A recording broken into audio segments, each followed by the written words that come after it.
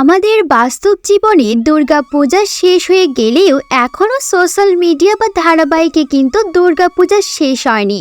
মন যদি খারাপ হয় তাহলে মনটা ভালো করার জন্য সোশ্যাল মিডিয়াতে চোখ রাখতেই পারেন। আর এই সোশ্যাল মিডিয়াতে চোখ পড়তেই দেখা গেল এমন একটি ছবি যা এবারে দুর্গাপূজায় ভাইরাল হয়েছে সম্প্রতি।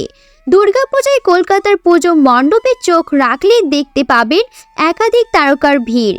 আগামী রবিবার অর্থাৎ ২৯শে অক্টোবর কলকাতার দুর্গাপূজা কার্নিভালে দেখা যাবে তারকার সমাবেশ। এমনই পুজোয় অংশগ্রহণ করতে একসাথে এসেছিলেন রচনা বন্দ্যোপাধ্যায় এবং কামারহাটির বিধায়ক মদন মিত্র অর্থাৎ মদনদা যে কতটা কালারফুল তা আর বলে দেওয়ার অপেক্ষা রাখে না। বিধায়ক হওয়ার পাশাপাশি তিনি একজন অভিনেতাও বটে। সুন্দরী রমণীদের কাছে মদনদা ভীষণ জনপ্রিয়।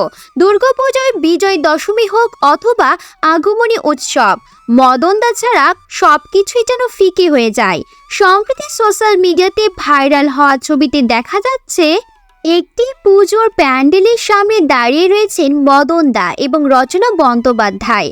রচনা পরে রয়েছেন একটি লাল রঙের শাড়ি, সোনার গহনা এবং মানানসই মেকআপ। কামারহাটি বিধায়কের পরনে রয়েছে কালো রঙের পোশাক, চোখে চিরপরিচিত কালো চশমা।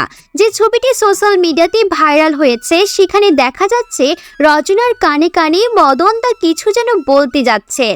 দিদি নাম্বার ওয়ানের সঞ্চালিকাকে মদনদা কি বলেছেন তা জানা না গেলেও ছবিটি নিয়ে কিন্তু বেশ চর্চা শুরু হয়েছে সোশ্যাল মিডিয়া জুড়ে।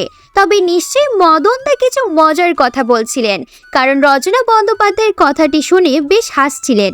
প্রসঙ্গত সম্প্রীতি ও লাভলি ছবির হাত ধরে বিনোদন জগতে প্রবেশ করেছেন কামারহাটির বিধায়ক।